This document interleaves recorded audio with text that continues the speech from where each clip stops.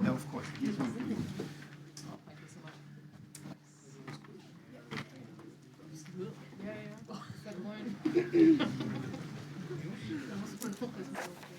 Okay, so as promised, 6:35, we'll start. And I will not give a big introduction. I'm just here to set this up. I'll guide you through this evening.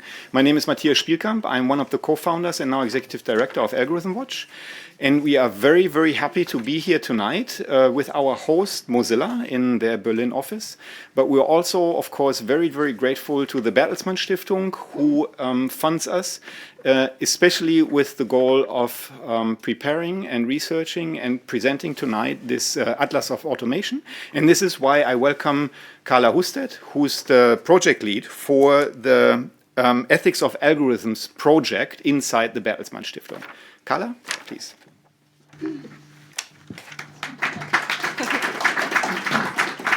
Thank you, Matthias. And yeah, I have the honor to welcome you all, so welcome. Maybe a little bit about the project and the Stiftung. The Bertelsmann Stiftung, as some of you might know, is Europe's largest operational think tank. We were founded in 1977 by Reinhard Mohn. And all of our projects work towards the goal of creating more equality of opportunities, empowering society, and we're active in various fields such as healthcare, education, participation, and democracy. And we also look at how global trends such as globalization, demographic change, and also digitization impact these fields of works.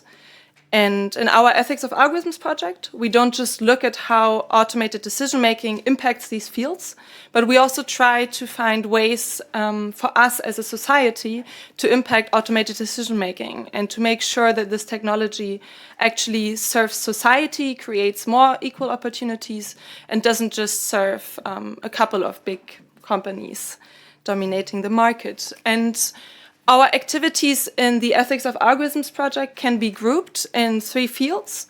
We try to raise awareness on the issue in the wider public. We try to act as a convener, bring different stakeholders from different sectors and disciplines together.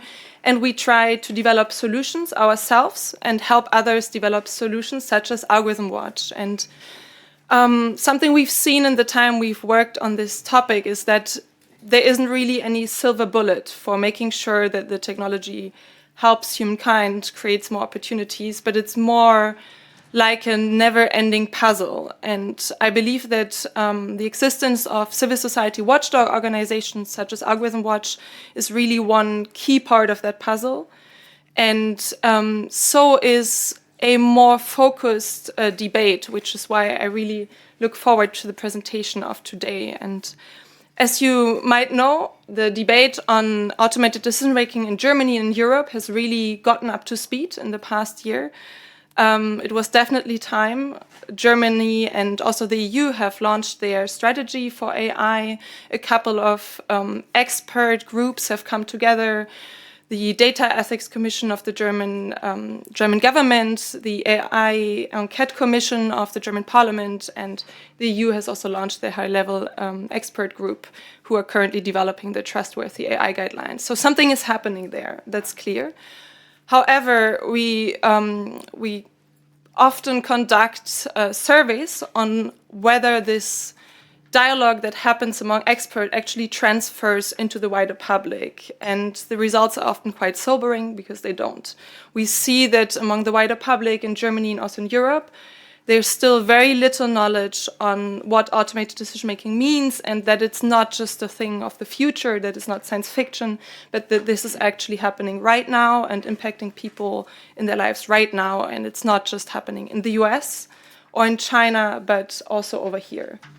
And when we look at the debate, we can actually find some clues of why this transfer of knowledge hasn't happened yet. And we have to also ask ourselves, blame ourselves for this, is that many times when we try to make this very abstract topic more tangible, we use examples that come from abroad, that come from the US, and that can maybe help us understand the issue, but what we really need to do is get a better feeling for what is already happening over here, which is why I really think that this is an amazing initiative that can help to form a basis for making a very general discussion more concrete, and for providing examples that really show that this is happening right now over here.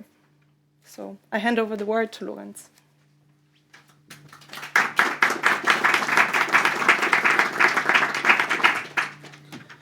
Thank you, Carla. Good evening. My name is Lorenz Matzert. I'm I'm another co-founder of AlgorithmWatch. And I was the team lead behind this report. We started in the beginning of last year, and we kind of failed in the first round because our approach was not the right one, I think. And then we started again and tried to go closer to the ground and try to narrow down the subjects we would like to work on. And before I go into the report, I want to talk a little bit about maps, because we're presenting an atlas today, and there are no maps in it. There's only one on the front page, and this is a pity because I like maps a lot.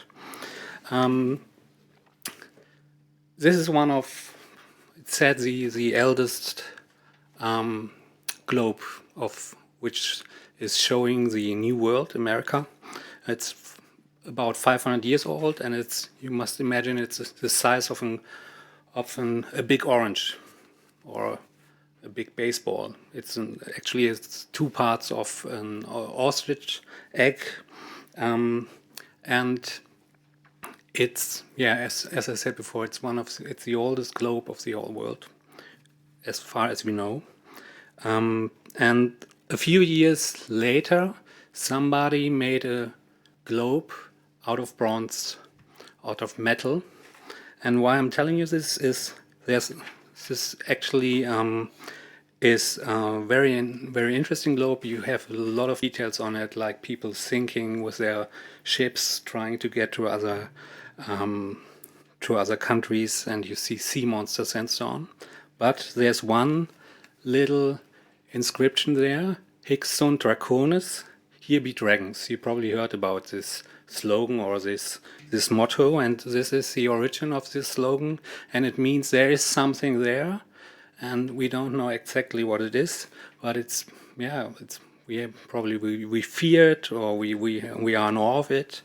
And I like the idea about dragons because they're a good symbol for technology, I think, because it depends how you treat them, how you confront them, and how you work with them. And everybody of you knows a lot of stories about dragons, and there are some who are very powerful, some are very violent, but there are friendly ones too.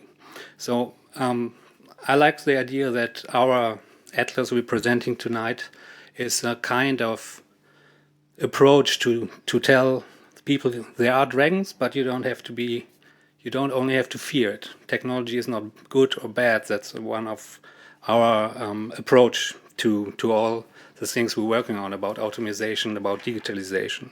It's a lot about how we approach it and how we do it. So our atlas, as I said before, it's not really an atlas in the kind of that we have, or in the sense that we have maps in it.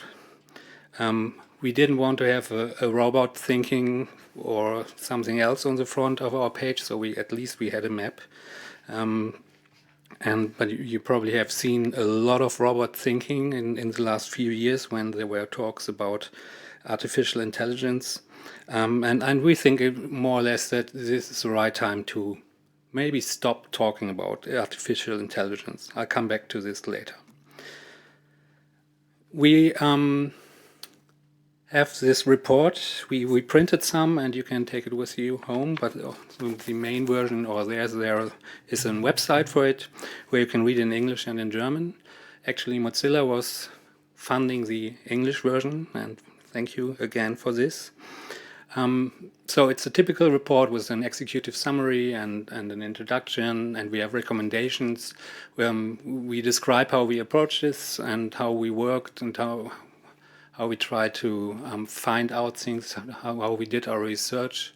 Carla said it before, we like to to have examples and don't have to talk about, for example, everybody of you heard about the Compass project from ProPublica. And we used it a lot in the last months and years when we tried to describe what we're working on about discrimination through algorithms, through automated decision-making systems. And now we hope that we found at least some examples from Germany. Some are from neighboring countries like Switzerland and Austria, but the most are from German examples, and not only predictive policing, which is another subject most of you probably heard of in this context. There we were lucky to find some other examples, and I'll come back to this later. Two things is very important to understand for this report. The subtitle of it is Automated Decision Makings and Participation. Participation in Germany, we use in German the term Teilhabe, which is not literally the translation for participation. I think Teilhabe has a little bit more about even a passive aspect to it. You can participate without acting. You have the rights to get, let's say, for example, services, social services, and so on. Or you have the right to get education. You don't have to use it, but you have the right to it. But the other thing is ADM, and that's the point what I talked about earlier. Artificial intelligence is a term dominating the last 2 or 3 years. I think the discussion a lot in technology, and I think it's flawed in the sense that it's too big. It means too much and nobody really can describe what it is. Mostly, or the people who are in technology, I think they're talking about deep learning or machine learning or neural networks. But if you look, for example, at the strategy of the German government, which was published in last autumn, KI-Strategie der Bundesregierung, which is there's the term machine learning is not even mentioned once. It's about digitalization, but not about, at least in a scientific way or in computer science, what artificial intelligence is about today.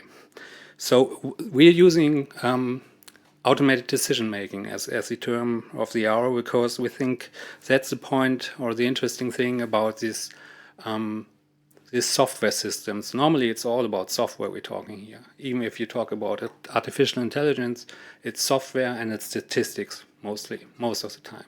It's advanced statistics, but it's statistics.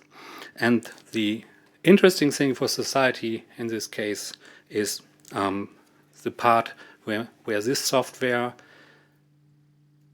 operates or makes decisions. But of course, machines or software or technology can't make any decision. It's not in person. It's not in human. It only operates in a sense which has been given by people before. So there's they talk about that machines take control, and so I think it's more or less it's not right to talk it in this way. It's about, for example, computer or software companies who are taking the control, and they're using software to implement their decisions on society, for example. So in our definition of ADM, it's all about the system behind the software. Who designed the software, who thought about it, how it should work, who coded it, who programmed it, who implemented it, and who operates it. And this is what automated decision making is about. Not only the pure or only the single software system with the code. And participation, on the other hand, is, as I said before, in German we use Teilhabe, which has a slightly different meaning probably. I don't have to read this to you. You can read it later, but I think it's what we try to do is to not only have the, let's say, classical or traditional approach to participation, which is in Germany at least defined by a law which is about anti-discrimination, which exists for about, I think, 13 years now, since 2006, which is mainly focused on the situation when you're working. You're not allowed to be discriminated because of your gender or about your origin. And we try to widen a little bit the approach. We said, secondly, that it's about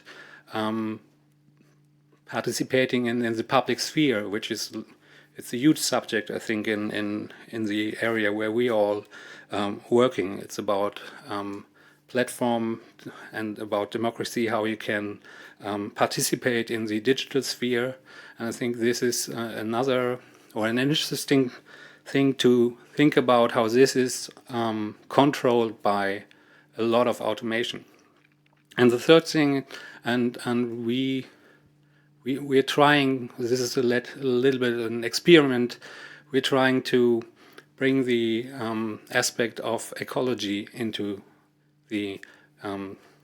this discussion, meaning technology is always about energy consumption, and it's often not thought about if you're implementing, for example, in Germany now, a new standard for mobile phones and the Internet of Things. 5G is these days they are selling the licenses to operate this, and if this is brought into our daily lives, that means we will have a lot of new and a lot of machines are needed, a lot of devices have to be brought into the public sphere, and this will cost a lot of money, of course, but a lot of resources, a lot of energy will be sucked up by this device. And we have to think, is this worth it?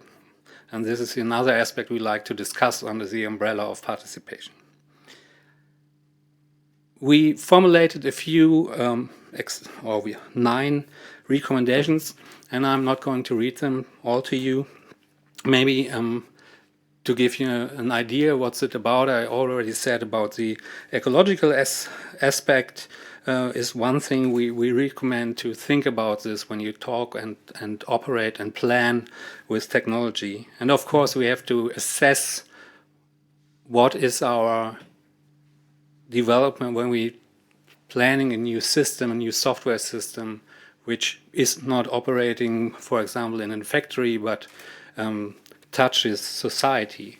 For example, a system which is meant to manage people who are, have health problems. You have to try to before you bring it into the wild, you have to try to assess the impact. In another term for this is do no harm, which comes more or less from the medicine sector.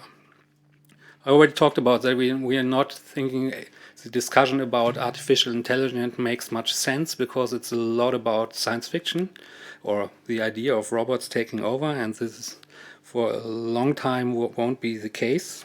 Sorry.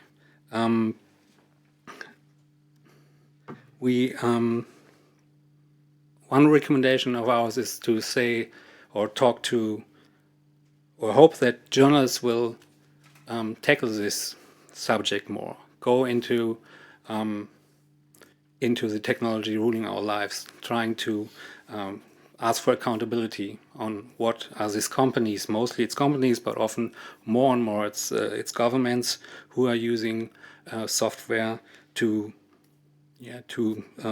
manage the lives of others.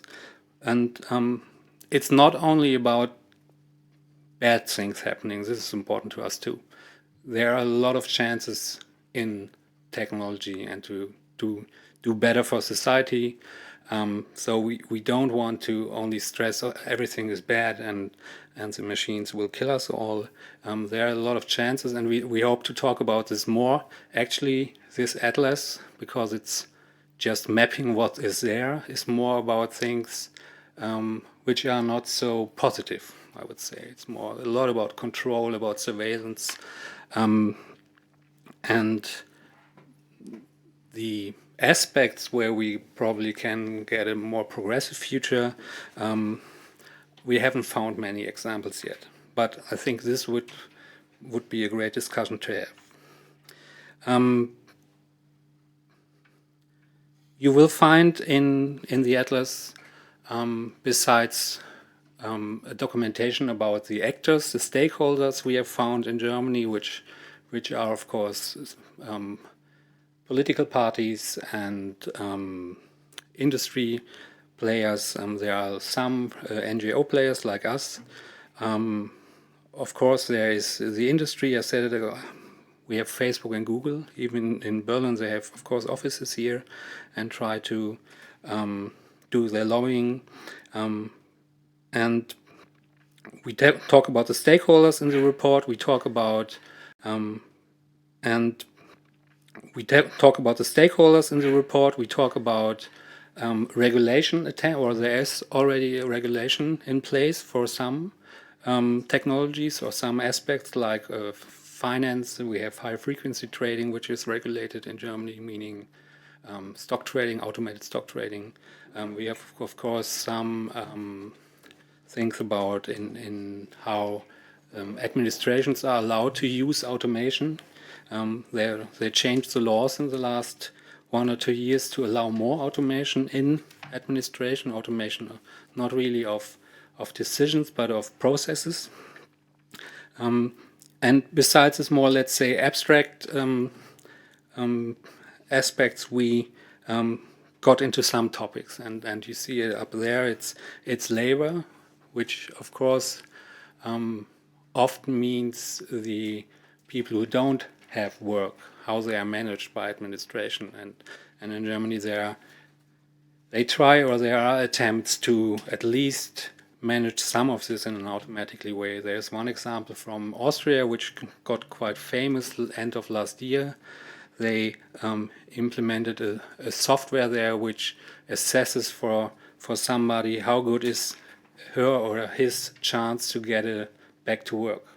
And it's a very simple algorithm they're using, and they documented it publicly, luckily, so we could have, or you can have a look at it, and you see, for example, that women get a few points off because they're women. And the argumentation behind it is the reality or the statistics show that they are not so good, they have not so good chances, so we reproduce this discrimination in our algorithm. And this is a typical, I would say, method you find a lot, that existing discrimination gets reproduced by machines or by software, because the argumentation always is we just use what is there, and it's built on reality. This is one argument, and that's why we argue you have to assess the impact, and you can do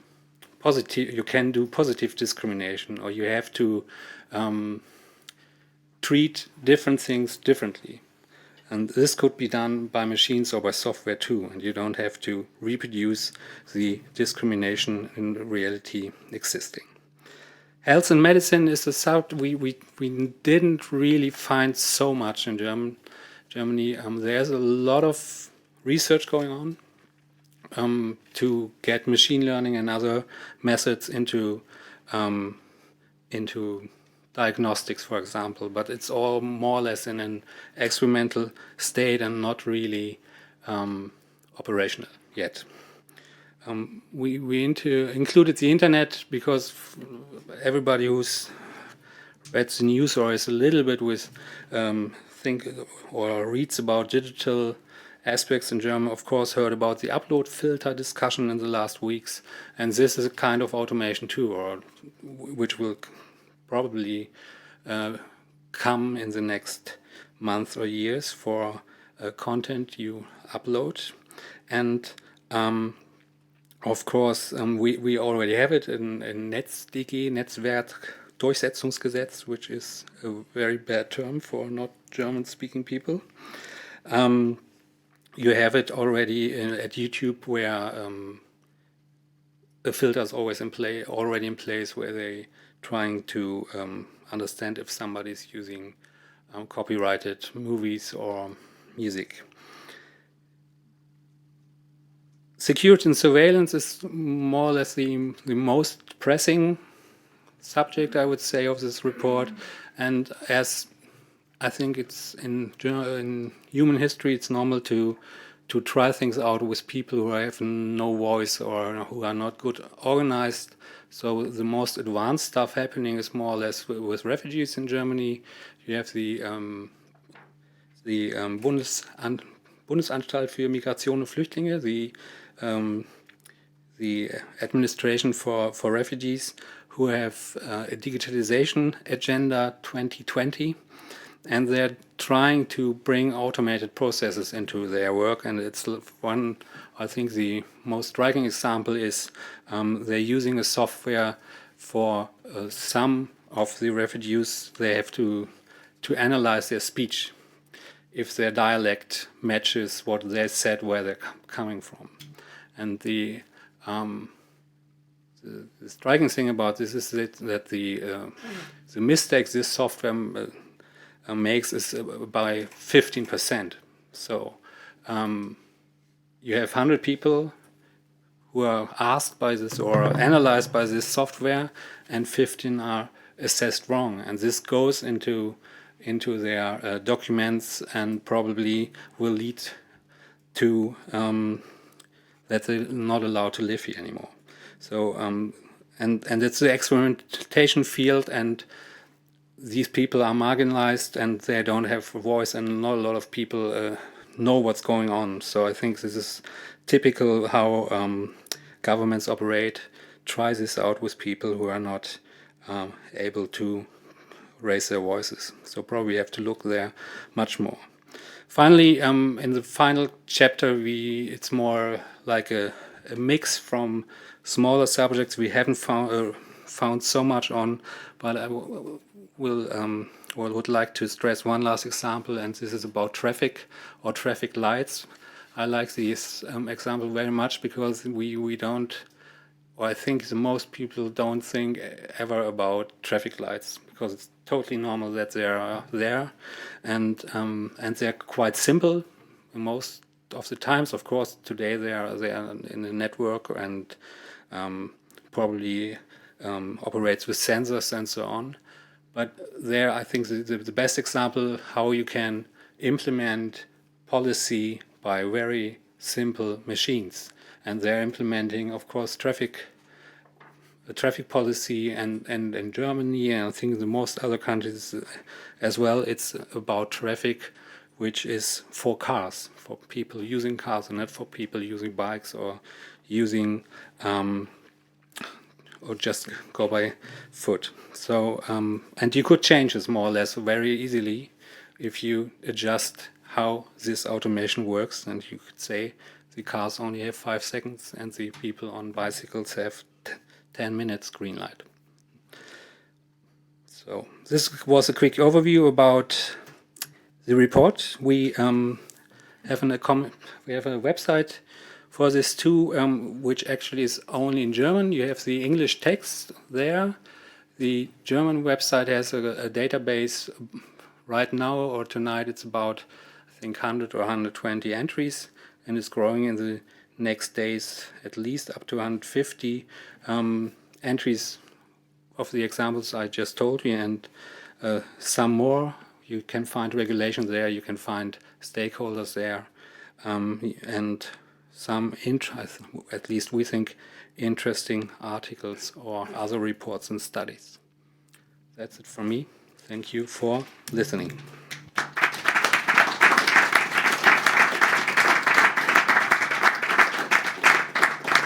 Thank you very much, Lorenz. Have a seat. And also, please, panel guests of tonight, can you come up to the front and sit next to me, and I'll introduce you in a second. So we got a good overview of what this Atlas of Automation is about, even though it's not an atlas in the traditional sense, but I, of course, very much like the example of the dragons that maybe they're waiting for us, and we either need to tame them or befriend them, or we'll find out how to deal with them. But let me introduce first our discussion guests that we have here tonight. And I'll start to my right-hand side. Heather West is a Senior Policy Manager and Americas Principal at Mozilla. which is where we are tonight at their Berlin office. And they're, of course, the maker of the Firefox browser, which is probably what everyone knows. I don't know whether everyone knows that Mozilla is behind it, but you know now. And she works on policy for the digital age. At this intersection of public policy and technology, she considers herself a policy-to-tech translator, which is very fitting for us tonight, a product consultant and also a long-term internet strategist. And before that, she helped found the public policy team at Cloudflare, which is a pretty big company that is providing a lot of, I'd call it infrastructure to the entire internet, served as a private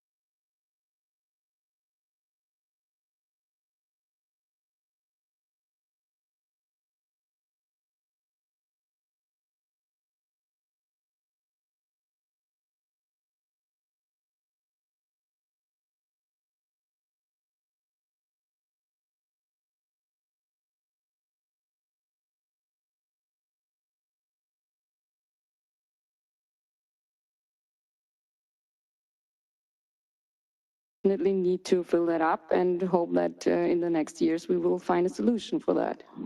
Okay, and that basically means that you need to stop hiring people because you can pay them better than the public administration. I'm not sure about that. Okay, Julia.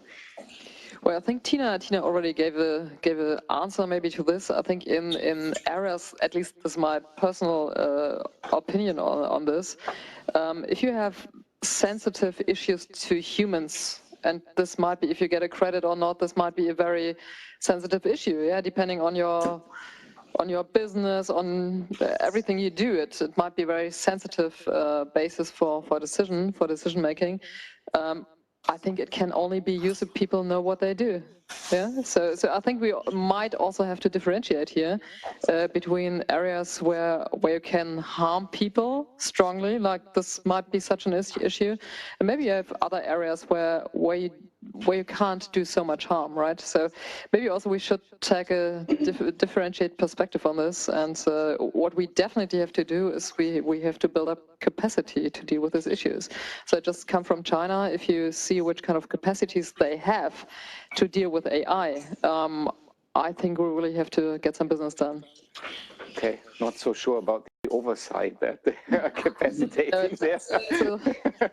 But longer discussion. Don't want to get into this, but yeah, I think we also have to deal with this, with the question of who can do what and invest in these kind of areas. Okay, thank you very much. So, Christina, yes. Where are you? You have that mic. Kathleen specifically asked to use that fantastic thing that you can throw to people, right? So, are there questions? Please, go ahead. Yeah. And you can stroke it, and it makes a great noise. Well, if it's switched on. Okay. Go ahead. Oh my God, this is so techy. So, thanks for the answers and everything. So, but I was thinking it's like speaking of decision making, and from my point of view, it's like the credit score. It's more like a suggestion, like it should be a suggestion or an information. So it's more like an automated, whatever, helpful information. But it ends up being a decision because if I apply for a job or a car or whatever, a mobile phone contract, and my credit score is kind of negative, I just don't get it. So people go back and they hide behind the automated system where they actually would have to own a decision still. Like they say, oh, it's the system who does the decision, but there is always. Okay, are you addressing someone specific? And could you please also introduce yourself? I forgot to ask. Yeah. Okay. I'm Karina. I'm with the initiative Anzi. So I'm organizing a working group on algorithm monitoring. And this is kind of so it's kind of the topic, and I got the report, and I loved it so much. And I loved all the talk about the bias and the new working lab and everything. So I'm not sure if there's Okay, thanks a lot. If someone wants to respond, you can, of course, go ahead anyway. Any more questions? Maybe one point to what Karina mentioned. I think the question we also have to discuss, and which is also part of your report, is the question of responsibility, right? And this is also something we have to take into consideration when we talk about this kind of question, because from my perspective, an automated machine can never take the responsibility for something. And I think we have to make this very clear when we discuss about ADM systems. What do you mean by that? I mean, for us, it's probably clear, but what do you mean when you say it cannot take the responsibility? Well, as you introduced me as an HR person, so let me take an HR example. If you use a system that has bias in it, and we know these kind of examples. We know it from Amazon, who I think tried 3 years to create an algorithm that can support recruiting, but still found out then based on the last years, the system always recruited male techies. How wonderful! I mean, so I think the human beings who program this algorithm are still responsible for the result, and the program never can, right? So and we have the law in Germany. with the anti-discrimination law, for example, so human beings who use and haven't ensured that there's no bias in the system are still responsible, that in the end you have a decision that's discrimination. Would be an example from my perspective. Okay, thank you. There was someone else, was that Heather? I wanted to jump in because I'm going to hold it like you. No? One, two, three, four. But I think that it's also important to remember that if we design these algorithms thoughtfully and thinking about people and responsibly, we can learn a lot from them.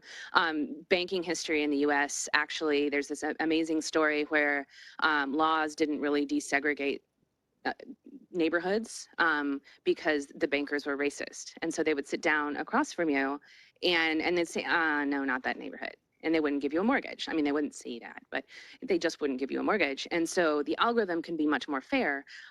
But I think that making sure that people design those algorithms in such a way that they are taking fairness and responsibility into account is actually, I don't know how to translate that into oversight or regulation, but I think that would just leaps and bounds improve this space.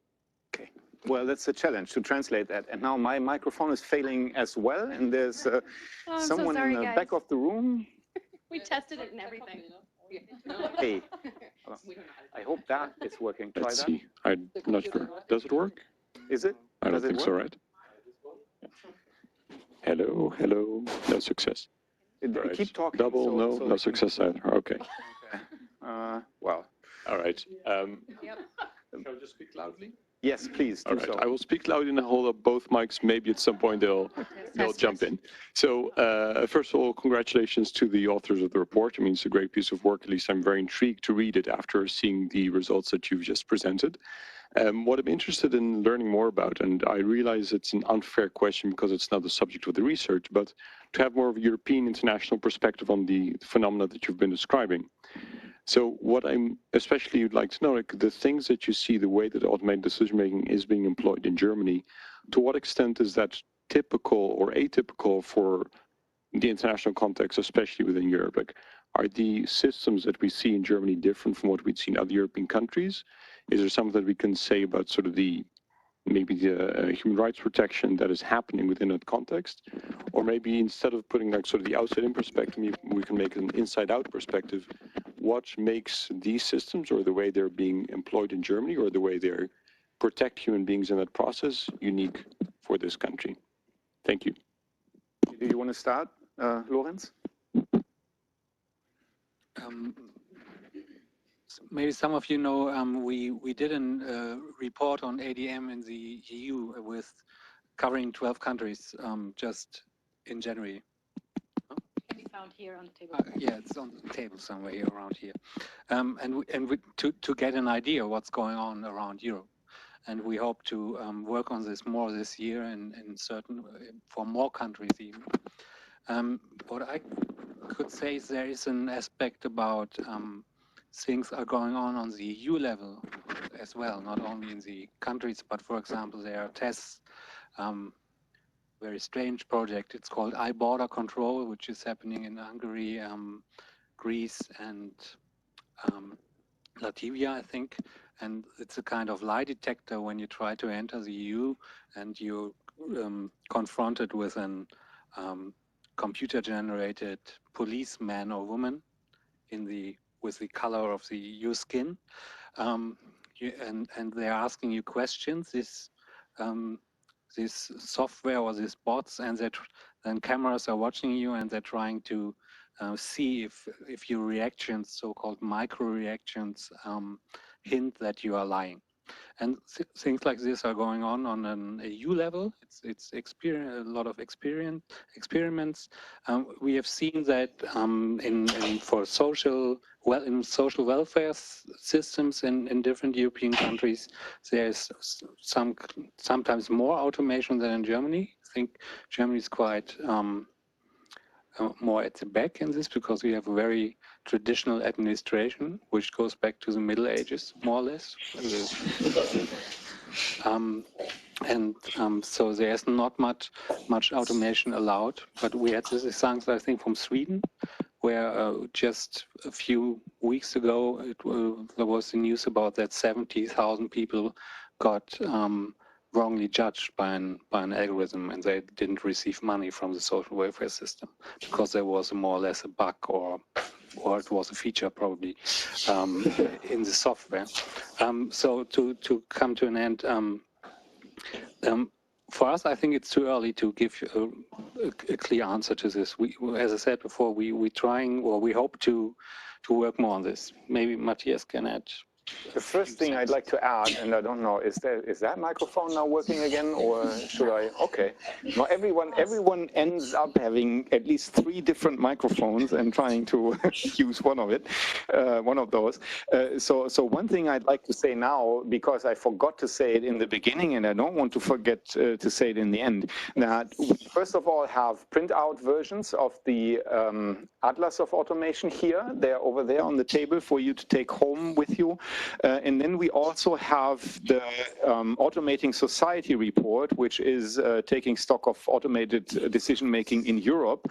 That is outside on the tables as well. And that is something really special because the first print run is already gone, right? 250 copies, and they are all gone. And Bertelsmann Stiftung was generous enough to have another print run. And part of that is here on the table. So if you want to have a printed out copy, you can take it here. Otherwise, of course, both of them are in their entirety on the internet. You can find it on our website. And one answer in substance, Alan, is that what I'd say, I'd like to reiterate what Lorenz just said. This is getting on my nerves, to be honest. I just, sorry for the guys on the stream, but I just talk to you here in the room, right? So what we found out is, as Lorenz said, that German public administration is not the most advanced in this, right? The Nordic countries are doing a lot more, but they are also discussing many of the examples where things go wrong. There was a huge outcry in Denmark about a system that was used to identify children in danger of being neglected. There is something similar that is being used in Finland. And in Finland, a colleague of mine who researched that, she said they are basically, I think she said it was 270 data points that might help identify whether a child is in danger of being neglected. And she was like, I'm a mother, you know, I have to be in that database because there has to be, I have to fulfill at least one of those 270 data points. It's impossible that I'm not, right? So there's a lot going on. And when it comes to the safeguards, I can only say that there is now a bigger discussion about fundamental rights and the use of that technology, but there is also a lot of criticism about the GDPR. I mean, I think many of us here in this room agree that it's good that the GDPR exists, but especially when it comes to automation, legal analysis so far basically say it's really insufficient what's in there in this Article 22 and some others. And Bertelsmann Stiftung, again, has a very, very good analysis of that. That's available in German and English. So you might want to read that. And we'll just have to wait for the next couple of years for cases to go up to the European Court of Justice or even to the Human Rights Court. And then we'll find out more about that. Okay, are there more questions? Yes, there are. Okay.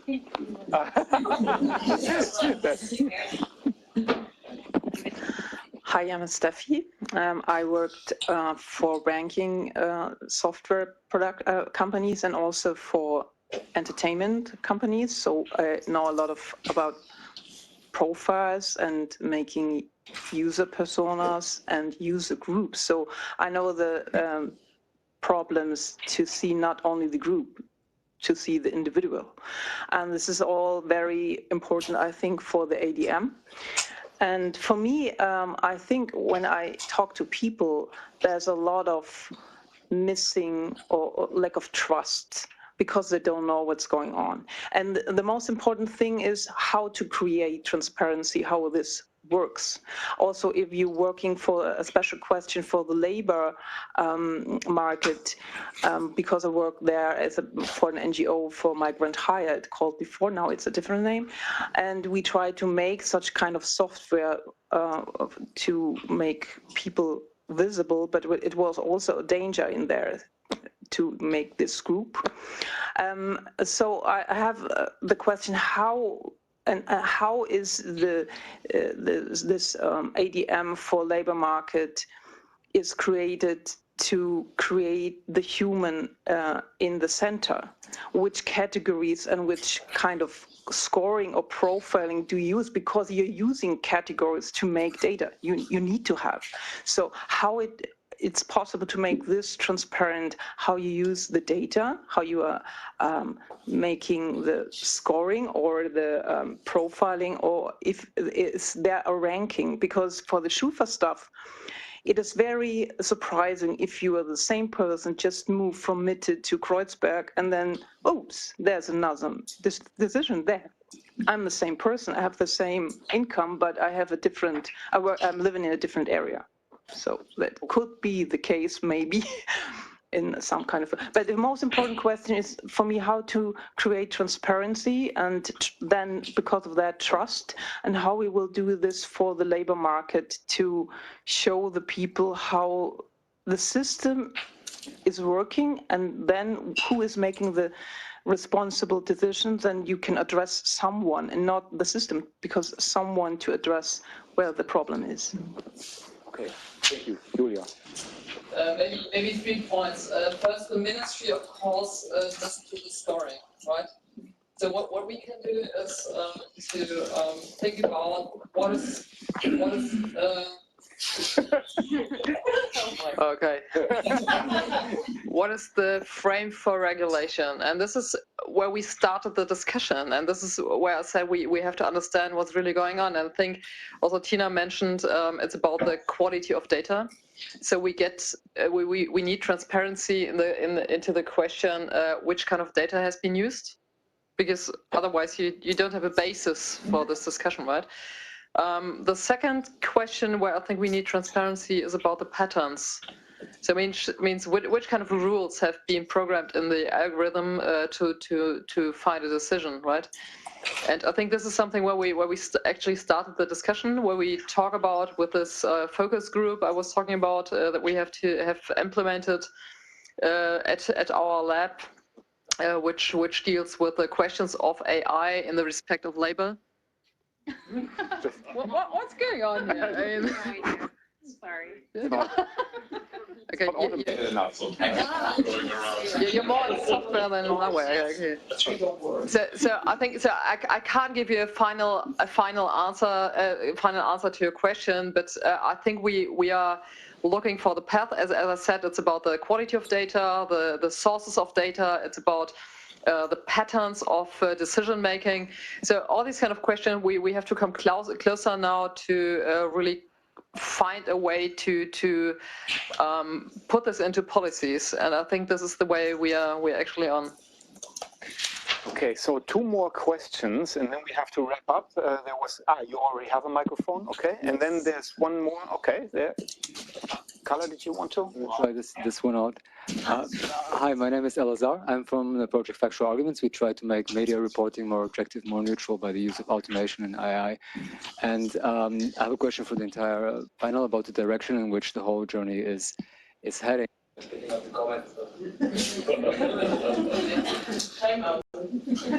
the comment of my colleague about accountability. I've always used to make this point as well, that we need to be accountable, we need to be able to audit and examine and understand what's going on in the models. But from some of the best AI experts on my team, I hear another argument. They say, well, this is such a complex model, it has like 600 variables or dimensions, so you cannot even expect to understand it. So after a certain degree of complexity, it's not even a reasonable claim to ask to understand it. The human mind cannot understand it. So the question for me, for the panel is this a natural development? Are we headed in, what direction are we headed in? Is it unavoidable that the more complex and the better the models become, the less we will understand them automatically after some point? Is this avoidable? Can we always keep the humans on board? Okay, I'd like to collect the other question, because if you are addressing the entire panel, then it might take some time. So please go ahead. Hi, my question would only be on one of the recommendations of the report is the ecological assessment. And many of you talked about how difficult it is for supervisory bodies to control automated ADMs, automated decision-making processes. Wouldn't perhaps this ecological footprint, or however you want to call it, be an aspect where supervisory bodies are well placed to supervise that? And the second one is that I often get the impression that in times of climate crisis in the techie community, this ecological point is often overlooked. And just wanted to support you in even advocating for that, and in making techies become more conscious about that. Okay, thank you very much. The first question, I probably, it would be interesting to hear Heather's and Tina's take on that as the experts here on the panel. Go ahead. I mean, my take on it is that this stuff is understandable by a minute number of people anyway. If I can't an algorithm to you, there are so many pieces of context that are at stake. And I don't think, I look at that, it makes it harder, but I don't think it makes it impossible. I do think that as we evolve these systems, it definitely becomes necessary. On the other hand, we have to be thoughtful about it and keep in mind that what we're doing is making generalizations. We're not actually saying this, this employee can show up late to work all the time. Maybe the data point is Heather likes to get up late, which is true. And that doesn't necessarily have to be late for work all the time. And figuring out and distinguishing what that is. But I also think that there's, at a technical level, not been a very good examination of if maybe if you have 6,000 pieces like elements of data that are going to do this, is that really going to give you a better outcome? I don't know that those studies necessarily been done, even if better. Actually, I agree. I would go for a completely different direction. I would say. I agree. I'm going to try. So I would say, wow, that the most important part is not about, as I already said, about checking the algorithms so that we need transparency, what's going on there. I mean, the most complicated algorithm that I can think of is the human brain, yeah.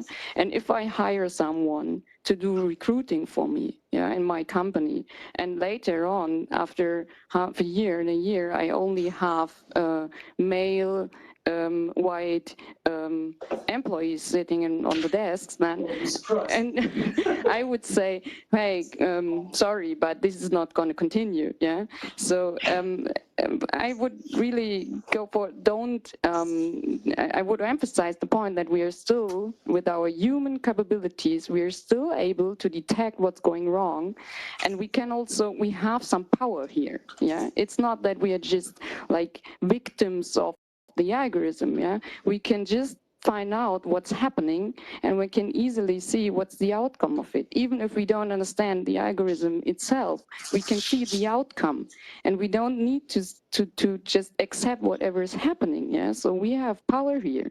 Don't underestimate that point. Okay, thank you very much. And then coming to the second part of it, first of all, thanks for the compliments, and they go to Lorenz, because he's been pushing for that since the inception of AlgorithmWatch to include that in our recommendations, and now he's done so, and people apparently like it. But there was a question behind that, and I need to ask again how you want to phrase that question, because I didn't understand it the first time. You're asking about oversight that can be applied to the ecological outcomes of to the ecological footprints of, like, I mean, if you can attach ecological footprints to ADMs. Yes. I don't know, perhaps energy sufficiency principle, for example, or something similar. I don't know. Okay, and the question is whether people here would like that idea, or is that okay? So please go ahead. What do you say? So you can't say no. If we talk about ethics, I think it's also about ecological. I can't talk anymore here. So we also have to talk about these kind of questions, right? Because for me, this would be part of ethics. And I also agree, and we can create this whole process. But I think we don't have to forget there are people who might not be able to influence the process. And if I apply for a job, for example, yeah, and I'm neglected, it's difficult to create this process. Yeah, so I think if we talk about ethics, it has to be a broad approach. Would be my one perspective. The other would be we also have to create some checks and balances, and call it that way, to on the one side create maybe also something like a translation.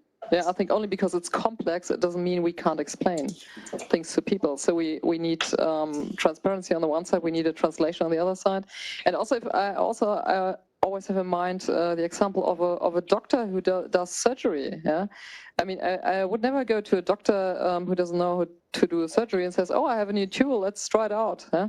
So I think we have to talk about it's a complex topic. So we already see we talk about competencies, we talk about participation in a broader sense, we talk about ethics, and I think this is something which already creates a complexity.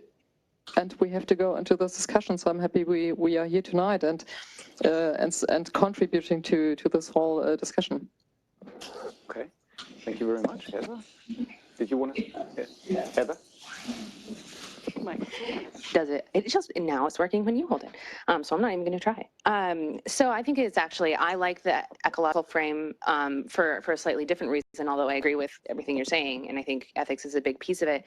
But it recognizes that this is a complex system in the same way that a forest is or any other ecosystem, and I think that framing it that way helps a lot of people get out of the AI mindset and say, wait a second, this decision does not exist in and of itself. It is influenced by these data points. It's influenced by the machine learning process. It's influenced by the people who chose them. So for that reason, I'm a fan and may steal some of your language. Okay. Thank you very much.